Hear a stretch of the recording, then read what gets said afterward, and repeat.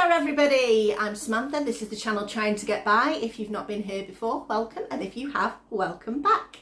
So this is August's month of soup compilation. If you've not seen this video series, this is where I have been making approximately one soup each week for each month for a year. So I started it not quite in January, I think it was about April time, but I aim to ultimately come up with a year of soups. So in the whole selection there will be approximately 52 soups. So August's, let's see how we got on this month. Oh, and watch out for the not deliberate mistake. So in my shopping video, which will be coming out after this, I got quite a few of these for a really good price. And I don't particularly want to use them for burgers. Now I know from past use, when you defrost them, they do go quite squidgy. So I thought, do you know what? Let's make them into meatballs. So I am going to add some garlic and some, don't tell Chris, coriander to this. So I'm just going to scrunch up. This is stuff that I dried myself. That in there, there's only going to be a little bit. You won't really notice. And if we don't mention it, then it's all good. I'm also going to put in some of this garlic. So we're going to make a meatball soup. It's Mexican albandigas soup. Albandigas means meatballs, basically. And I've had a look online and got a general sense of what to put in. I'm not being traditional because, you know, it all depends on what you've got. Now, I've got potato, so that's going in. I've got tomatoes. I've got some courgette that we grow in the garden. I've got a carrot. So I'm going to start with those. I was thinking about putting some beans in, but we'll have to see. It's not a traditional thing in there, is the beans, but it just depends on how much mixture we end up having, how many meatballs we've got and how much sauce we end up doing. So I just want to make sure that I've got a really good hearty flavoured soup. So as I say, I'm just going to get this all chopped up nice and small. So I normally go in with my knife like this. You could grate it if you wanted to, but I didn't. I've also bought some jarred garlic, which is garlic paste, so I could have used that as well, but I decided to go for the fresh. I put a little bit of salt on there, and then I'm just going to use my knife to squidge it, and the salt's like an abrasive, so it, can you hear it crunching? There you go. It will help to break down the fibres in the garlic. So that's one of the ways I will do it. There we go. That should be quite nice. I don't want it too madly pureed, so I'm going to put about half of that in there. I'm going to save the rest for the soupy part. Put my frying pan on, which is, I'm just going to put some of my spray oil in there as well. And then as soon as I've made these meatballs, we can start getting them in. Now I'm going to start mixing this in with a fork. So you see that, look, they mash together really quite well. Now I am going to wet my hands because that will help stop the meatball from sticking. Put that light on as well. There we go. That's just the overhead light on the oven. There we go. So I'm just going to rinse my hands under the tap. Just get them a little bit damp, not absolutely soaking wet, but just damp. And we're going to get in there and make ourselves some little meatballs. There we go. So they're sort of slightly smaller than golf ball size that I'm kind of going for. It's just, I don't want them too big for this soup. I want to be able to scoop one up and have it on the spoon. In fact, I could have gone even smaller for that kind of situation, but this is what we're doing. We are just doing the meatballs and dropping them in. Okay, I reckon I've got 4 so far, 5, maybe 5 from one patty, so maybe 10 meatballs in total, we shall see. All the vegetables are nicely prepped. I've just done them into a rough dice, so that's probably not even a centimetre by a centimetre, some's probably a little bit smaller. Same with the courgette, potatoes are done a bit bigger. Onion can already hear in there, and yeah, I forgot to do an onion, so there's an onion in there already. I've prepped my tomato with the lid off, and I've got some of my bouillon powder because we're going to put in some water as well to make like a stock. So if I spin you around this way, let's see, there we go. Meatballs are done. Not too worried about them cooling off a bit because they will reheat in the sauce, which is what you want to do because it will absorb all that flavour, but they are all nicely done. Like I say, onion is going great guns in there. I'm going to add the carrot to that. Now you could put celery in here as the carrot, onion, celery trinity of flavour, but I haven't got any, so I can't. I could, however, if I remember, have I got some celery salt? I have a little bit of celery salt. I'll remember to put that in a little bit, so we'll pop that in shortly. But in the meantime, we are just going to let that go round and cook off a little bit. So we're going to cook that for probably another 3 or 4 minutes before adding the other ingredients and then all the stocks and things like that. In next with the garlic, just for a minute or so, because we don't want that to be too scorched. I think that's one of the worst things. People put onions and garlic in at the same time and your garlic ends up getting burnt and it just doesn't taste very nice. So there we go, that's going in, and then everything else, we are going to plop all of that in there. There we go, so that's the courgette from the garden. Potatoes not from the garden because we've run out of garden potatoes from that little haul that I managed to get from last year's potatoes. Tomatoes. And then some of our bouillon mix. You just use a stock cube if you haven't got any of this, but just throw in a bit of extra, maybe garlic powder and onion powder. There we go. It's 2 tablespoons of that, and a heck of a lot of water. So you want enough water to be able to cover everything. There we go. So now all we're going to do is I'm going to pop a lid on this and make sure that it comes to the boil, and we just turn it down on a simmer just until all the potatoes are nicely cooked. I'm going to throw in a little bit extra coriander. Don't tell off me. There we go. We'll just say it's herbs. But if I throw in some other mixed herbs as well, if I've got any, yes I have. Throw in a little bit of mixed herbs. That will help with the flavour as well. There we go. Like I say, bring this to the boil. Turn it down to a simmer until your potatoes are near enough cooked. And then I've got to decide. Beans, not beans. Beans, not beans. Like I say, not traditional, but we'll bulk it up and make it taste super, super good. Almost forgot, a little bit of celery salt. That's about a teaspoon.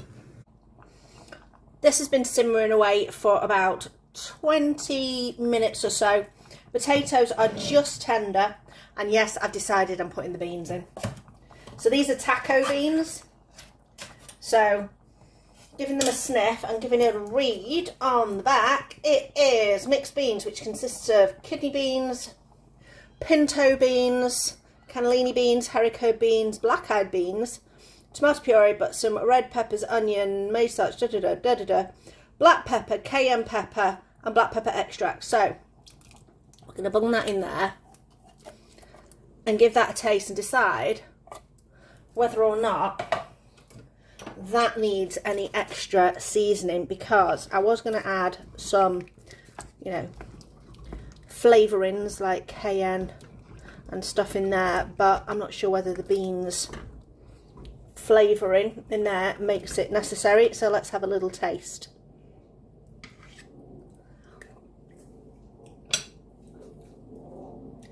Nah, it needs more. What are we going for? A little bit of cayenne, not too much. Teaspoon of cayenne for this quantity, I reckon. A little bit of normal paprika. Probably again whoop! That maybe have been slightly over a teaspoon. Let's mix that through. So all we've got to do now is just warm the beans, and we're going to put the meatballs in because they're going to need warming as well. Let's again have another taste. There we go.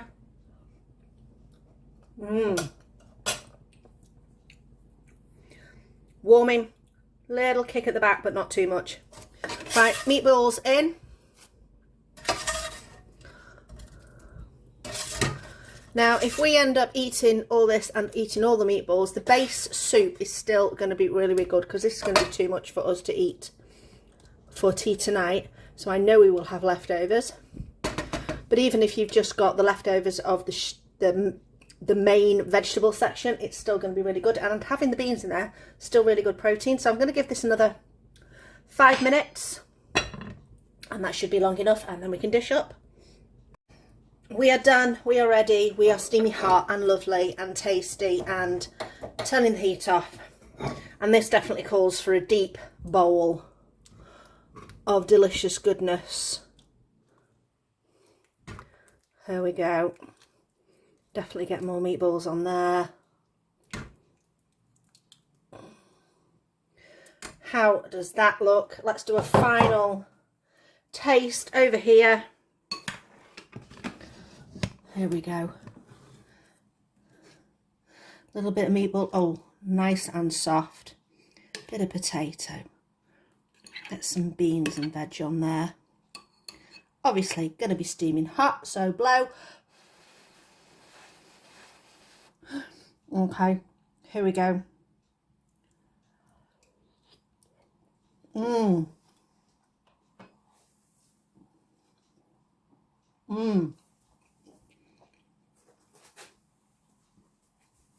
Oh, well done Beyond Burgers for making really tasty meatballs. Saved me having to use those as just burgers, and they've got lovely seasoning in them anyway, so I didn't have to add much to them at all. What flavours have they got?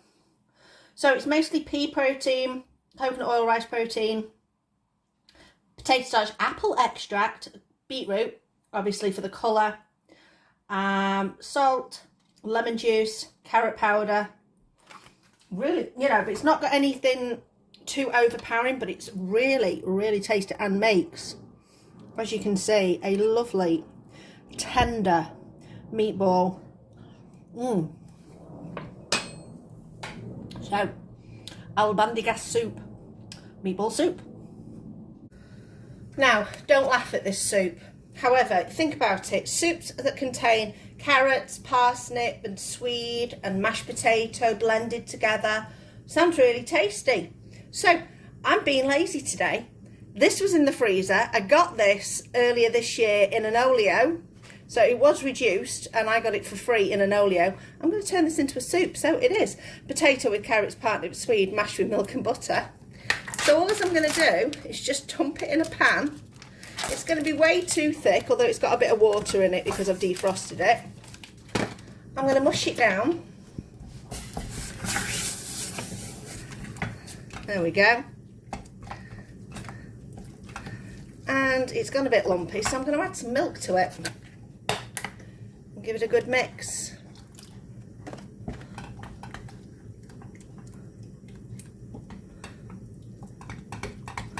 There we go. I think a little bit of mixed herb, a little bit of onion powder I think though. onion powder, garlic powder. You can't go wrong with those two. There we go. A little bit of mixed herb, just to zhuzh it up a little bit. Give those a bit of a mix. Might need to blend those because the garlic powder and whatever is a bit lumpy at the moment. I've bought some fresh to top up because I'm right near the bottom. So heat that up, and I'm just going to go and get the hand stick blender. There we go. I've given that a blend now because this was a mash, so obviously it wasn't a smooth consistency, but I have smoothed it out. That is a nice thick soup, and that's a really decent vegetable soup. Quickest soup I've ever made. So I've been going out nearly every other day and constantly collecting courgettes and tomatoes. So the Salmezzanos have finally started to ripen off, so that's one of those. And courgettes, out of the 7 courgette plants we've planted, they're all producing. And I'm picking at least 2 or 3 courgettes every 2 or 3 days. So I've got to find ways to use them up. I've canned some, I've used some in other recipes, I've used some in bakes.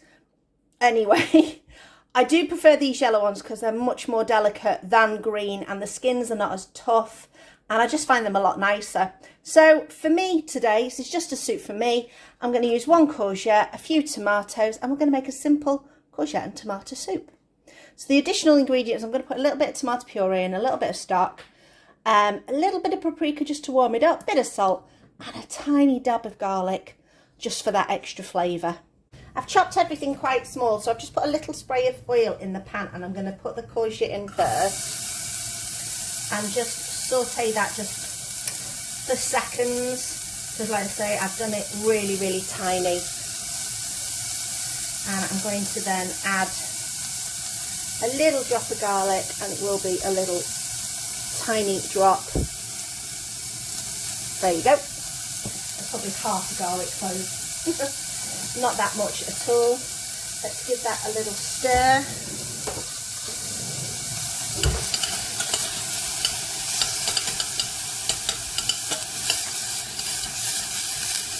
Now I could have roasted the tomatoes, I could have de-seeded them and skinned them and all that kind of nonsense. I can't be bothered, and I don't mind, because this is going to be pureed. I'm not going to have this as a, I mean I could have it as a chunky soup, and I'm sure it would be fine, but I'm going to have it as a slightly pureed soup. I'm going to then put in a little bit of stock powder, and then barely enough boiling water to cover what's in there. There we go. So now it's just a case of bringing this to the boil and then taking it down to a simmer and just cooking it for a few minutes until it's a bit more tender. I just realised I should have put the tomato puree in much earlier. I'm going to just put a little blob in now. I normally like to cook off my tomato puree in the pan, but hopefully it won't make too much impact and make it change the flavour too much. Little bit of paprika, probably half a teaspoon. Give that a mix. Cook that a little bit longer now because of the tomato puree, so we don't get that raw flavour. Hopefully we should be nice and done now. I'm going to blend it and then I'll taste it and see if it needs any more cooking down. Oh, helps if you turn it on.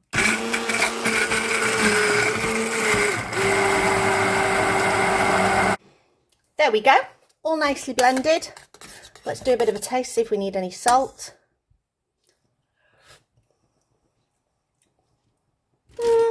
Yeah, a little bit of salt. And as this is only for me, I don't care about double dipping the spoon.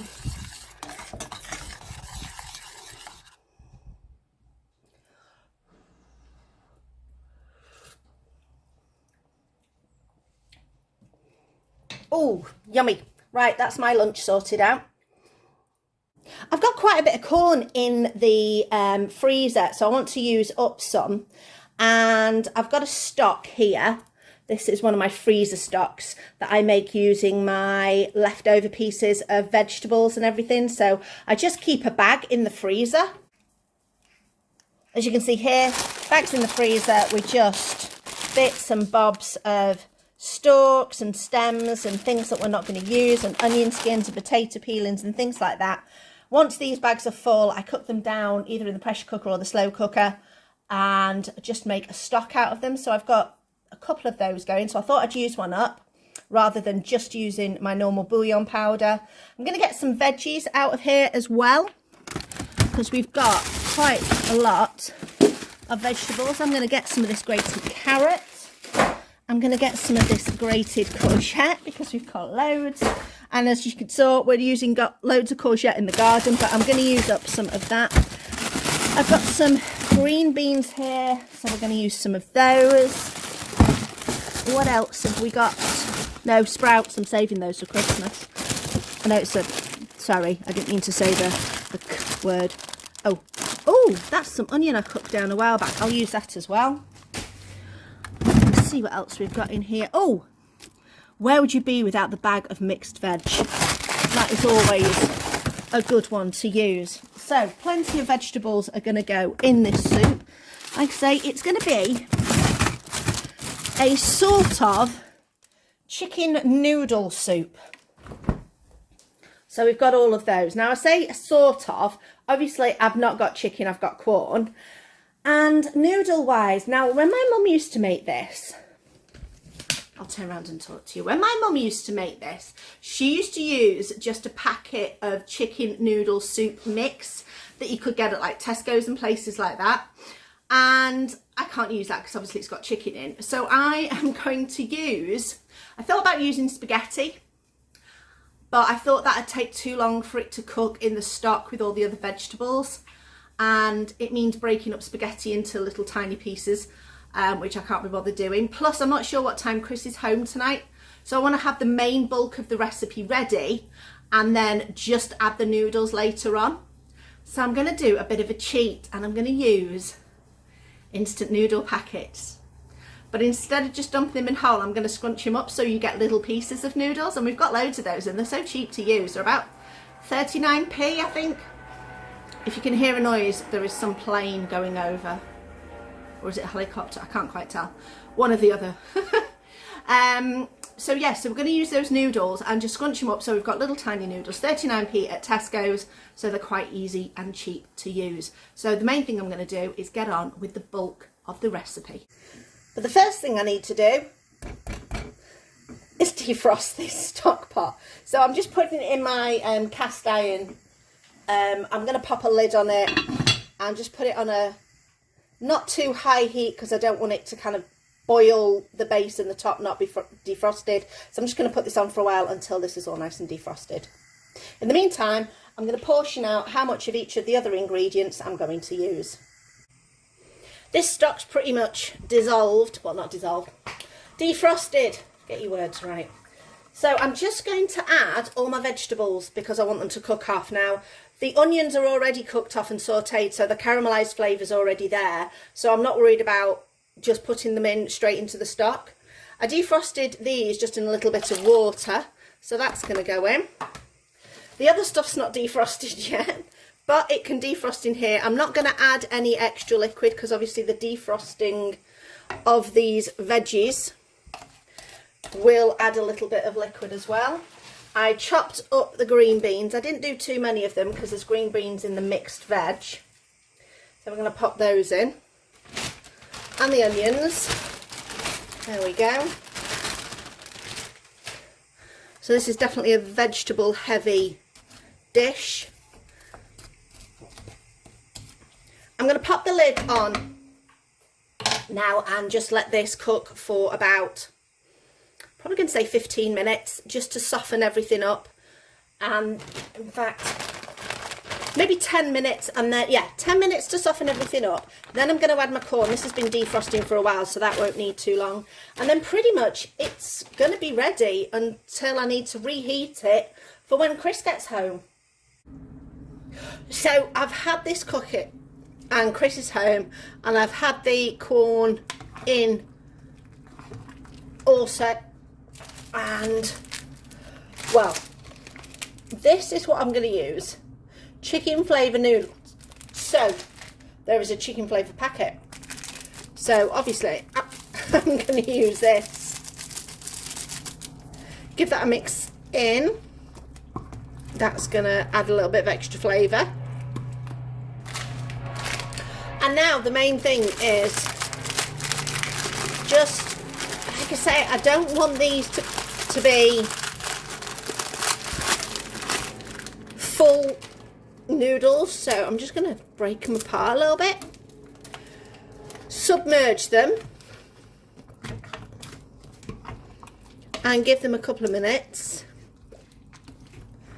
Now these in normal cases would take 2 to 3 minutes, but I think this will give it a little bit more water. So I've got a boiled kettle. I'm just going to give it a little dash extra. There we go. So at least then, that was an escapee. At least then they're under water there. Pop this on at a side and just give it a few minutes, and hopefully those noodles will be cooked. Okay, so we've distributed the noodles in there, as you can see, with the corn and the veggies. So let's see how it tastes, especially with that veggie noodle base. Oh, it's going to be hot.